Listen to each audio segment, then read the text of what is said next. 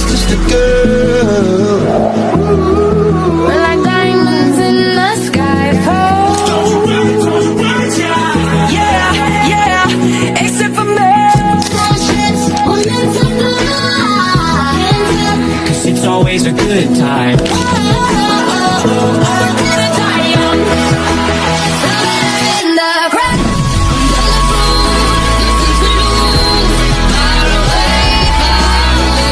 Nah, sekarang kita langsung aja kita sambut dari narasumber kita yang luar biasa ini, Bapak Dulalam AMDK, pemilik dari Klinik Pratama Bundar Medica.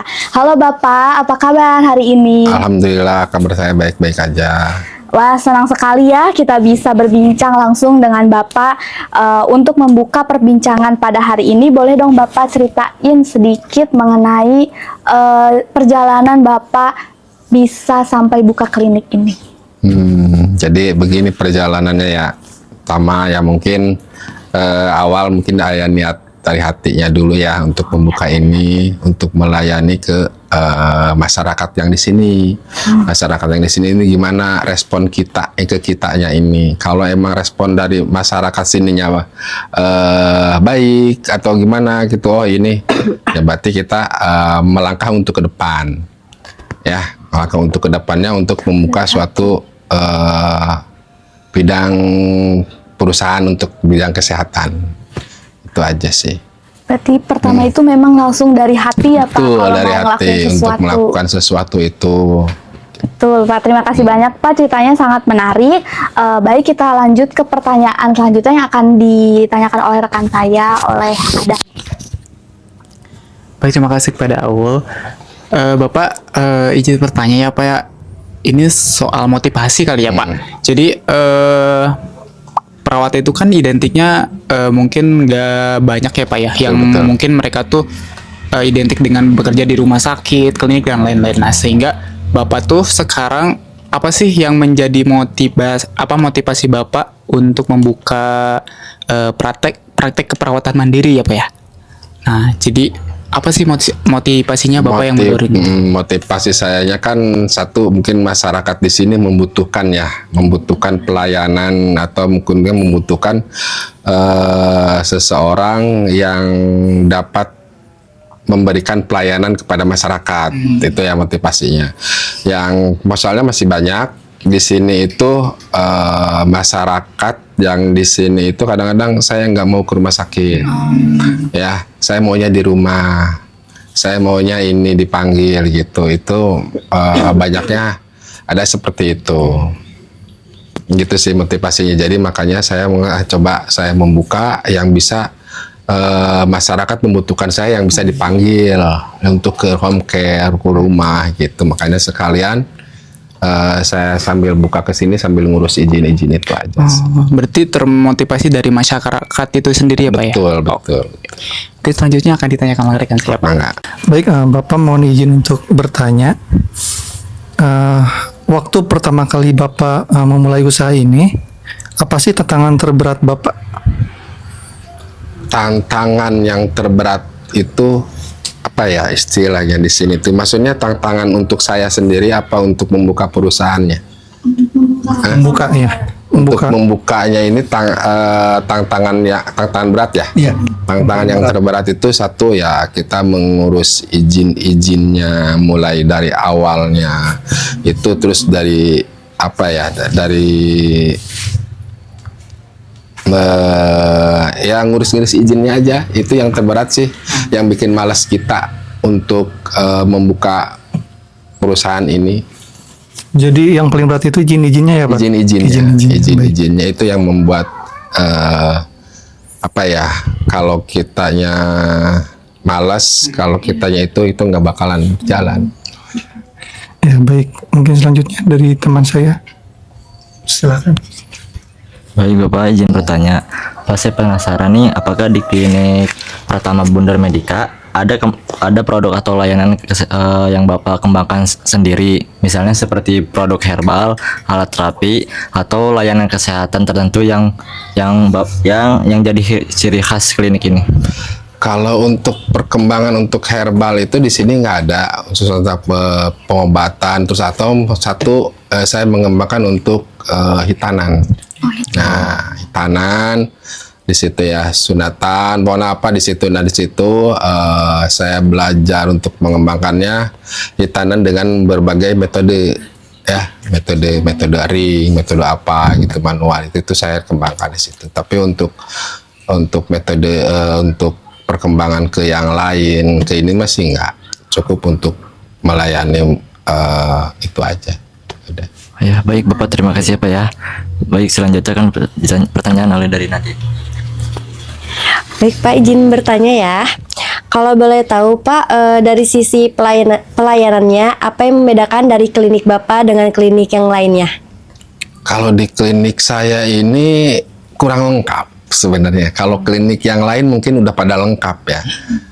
Gitu. Itu aja sih. Kurang lengkap, cuma saya ininya aja, soalnya kan bukan bukan klinik Pratama, saya praktek perawat mandiri.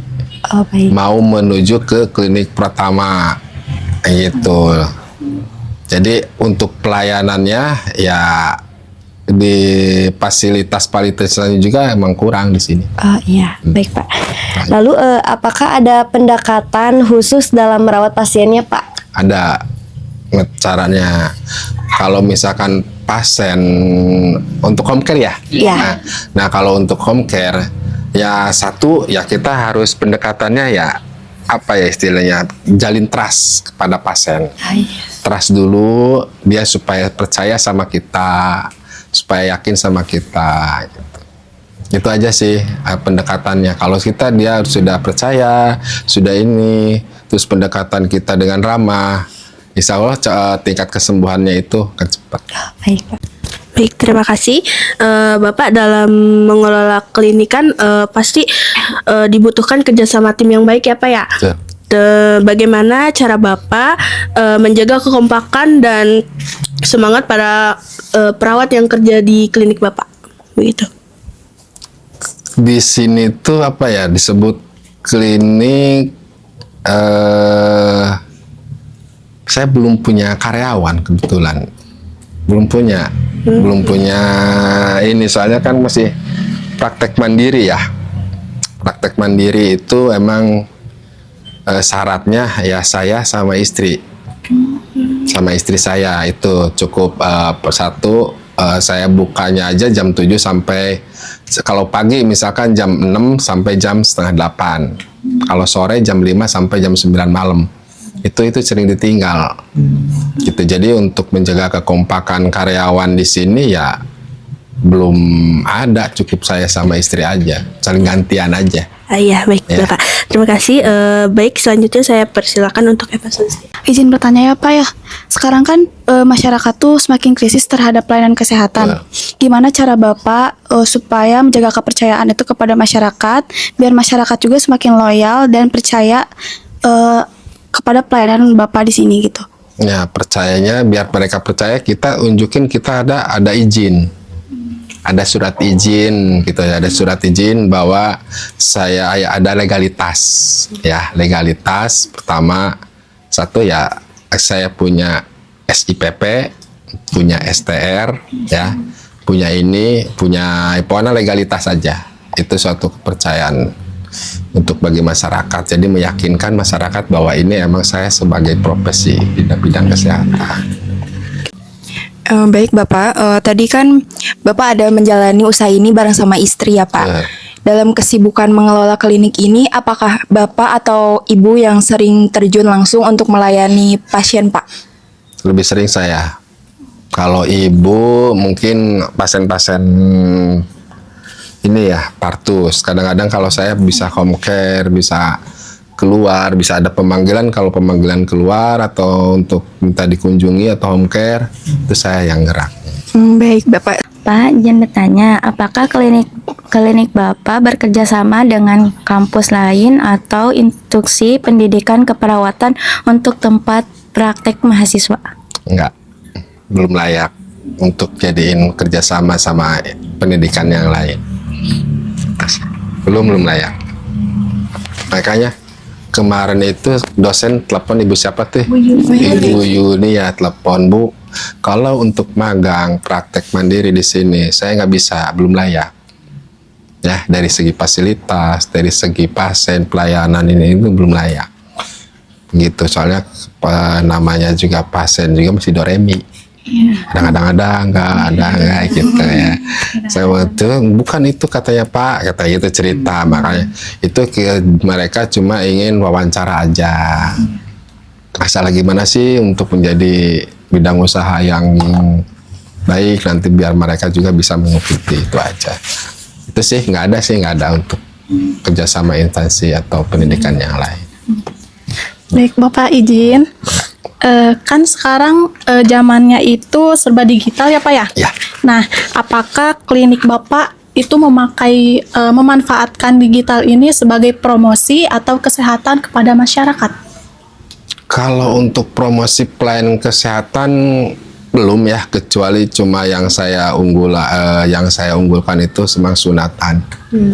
Sunatan yang saya sering posting itu ya. Tapi itu juga ketika ada, tapi nanti ke depannya akan saya itu aja sih. Medianya itu memakai apa Pak? TikTok atau? Medianya Facebook. Oh, Facebook. Itu aja. Ada atau misalkan status itu aja, belum mengarah ke TikTok, belum mengarah ke ini. Izin bertanya lagi, selain pelayanan kesehatan, apakah klinik Bapak juga memiliki kegiatan sosial seperti misalkan pemeriksaan gratis atau edukasi masyarakat di lingkungan? Kalau untuk pelayanan gratis sama edukasi masyarakat ke lingkungan, di sini kebetulan dekat posyandu ya, ada posyandu. Di situ mungkin setiap posyandu istri itu bisa mengikuti posyandu untuk pelayanan gratis atau semua untuk kegiatan-kegiatan bakti sosial di sini belum. Baik Bapak, terima kasih. Saya persilakan untuk Rani. Pak izin bertanya ya, mungkin Boleh. banyak perawat muda yang mau buka praktek mandiri kan Pak, tapi mereka tuh masih ragu-ragu kayak gitu. Menurut Bapak nih, apa hal utama yang harus disiapkan untuk yang mau buka praktek mandiri? Hal utama yang harus dipersiapkan dipersiapkan satu mental untuk menghadapi ya. Kedua keyakinan kita untuk pasien. Ya, ketiga mungkin untuk harus berpengalaman ya. Misalkan ini D3 langsung mau praktek ini, jangan dulu. Harus berpengalaman. Terus yang keempatnya yaitu izin-izinnya itu harus ada. Nah, mental dulu untuk menghadapi ke masyarakatnya. Baik Bapak, terakhir ya Pak ya. Oh terakhir ini alhamdulillah terakhir. Apa rencana kedepannya untuk klinik Bapak ini? Terus apakah Bapak ada rencana membuka cabang di cabang lain gitu, ada nggak Pak? Kalau untuk rencananya sih banyak ya. Ya untuk buka-buka cabang kalau emang udah di sini bener. Nah saya untuk fokus untuk satu aja dulu. Ya rencananya membesarkan ini untuk menjadi klinik Pratama Medika ya di sini untuk. Nah itu sih. Terus untuk rencana untuk kerja sama BPJS, kerja sama ini saya fokus satu dulu. Ya mudah-mudahan itu tercapai dengan usia saya seperti ini. Gitu. Ya rencananya itu aja. Terima kasih ya Pak ya. Sama. Oke baik Bapak, ini sangat menginspirasi sekali ceritanya. Tapi mungkin kita belum mendalam Pak mengenai cerita pribadi Bapak. Maksudnya tentang Bapak waktu dulu mungkin SMK-nya atau mungkin SMP-nya memang dulunya cita-citanya memang pengen jadi perawat atau gimana Pak? Nah ceritanya gini, dulu kan saya bukan waktu SMA, itu saya bukan SMA. Oh. Saya SPK. Oh SPK. Sekolah Perawat Kesehatan. Oh berarti emang udah dari SMK-nya ya Pak? Ya, dulu SPK. SMA setaraf dengan SMA. Nah, waktu itu saya nggak niat ke situ. Nggak niat. Tahu-taunya sama orang tua, udah daftar ke sana aja. Orang tua. Iya, bukan keinginan aja. Ya. Sama orang tua sudah daftar, sudah ini udah akhirnya ya mengikuti seperti apa sih gitu. Motivasinya dulu waktu SPK ya mungkin SPK SMA itu pakai jas seperti ini ya. Nah itu motivasinya bagus sekolahnya kayak gitu. Rapi gitu ya. Iya rapi kayak ini nggak SMA kan, SMA yang sekarang kan nggak pakai jas nggak apa gitu ya. Dulu SPK ya udah saya SPK-nya dari Jakarta. Oh di Jakarta. Ya SPK-nya mau tahunnya nggak? Tahunnya 93, 94. Belum lahir kita kebetulan. Belum lahir ya? Nah, keluar itu 9, dulu 3 tahun ya sama SMA. 97. 97. Itu udah bekerja, habis SPK langsung kerja di klinik. Langsung kerja Klinik di klinik. Matel Cikarang. Cikarang. Nah, setelah itu klinik Matel Cikarang langsung di Rengas Dengklok. Ada yang dari Rengas Dengklok mungkin hafal, Rumah Sakit Proklamasi yang sekarang. Oh ya tahu Pak. Nah di situ selama 10 tahun. Wah lama ternyata. Ya lama ya. 10 tahun. Nah habis itu saya hijrah ke Purwakarta. Oh, iya. Sampai sekarang dari 2009 sampai sekarang 2025 berapa tahun? 16. Ya, Nah 16 tahun gitu. Itu dulu nggak ada niat untuk sekolah, untuk jadi perawat. Akhirnya setelah itu ya saya melakoni dan terus berusaha untuk menjadi memberikan pelayanan yang terbaik untuk pasien dengan cara apa? Ya dengan cara tulus, ikhlas gimana gitu. Memanusiakan manusia. Ya. Pasien itu kan bukan sekedar sebenarnya orang yang membutuhkan pelayanan, perawatan, ya itu yang dinamakan pasien. Pasien itu bukan orang lain, mungkin diri kita. Nanti bisa terjadi kita juga bisa jadi pasien membutuhkan perawatan dari orang lain. Itu, ya. Jadi harus benar-benar. Bapak kan pindah ke Purwakarta ini kan 2009 ya Pak. Ya. Nah bukanya itu dari tahun berapa Pak? Itu dari tahun 2010 itu saya kecil-kecilan. Ya tadinya kan cuma persiapan obat aja. Iya. Soalnya di lingkungan situ kadang-kadang ada Pak Mantri di sini kan gitu ya. Ada Pak Mantri tuh di situ, coba ya obat ini enggak? Iya betul Pak Mantri. Ada obat ini enggak? Itu ada kunaon puyeng ya udah akhirnya sabaraha gitu kan. Sabaraha nggak usah udah. Gitu terus kasihan kan, bukan kasihan istilahnya, udah nggak apa-apa kita cari ini dulu. Nah habis itu terus ya udah nanti ada lagi tuh disembuh di situ gitu kan. Pak ada yang sakit bisa nggak ke rumah? Nah kadang-kadang gitu kan. Kenapa ini nih? Ayo kita aja terus akhirnya udah dapat kurang brand nama. Nah di situ baru ada keinginan ya udah gimana kalau kita buka. Gitu, gimana kalau kita mengembangkan ini gitu sih awal-awalnya. Bapak minta izinnya ya dari tahun berapa Pak? Itu dari tahun 2010 sampai sekarang. Oh berarti emang Bapak waktu mau buka brand itu yang dari awal kecil-kecilan emang udah ngurus izin-izinnya Pak? Izinnya belum, izinnya baru tahun kemarin sih, ada 5 tahun ke belakang. Akhirnya sekarang berapa? 2020 saya baru izin di situ.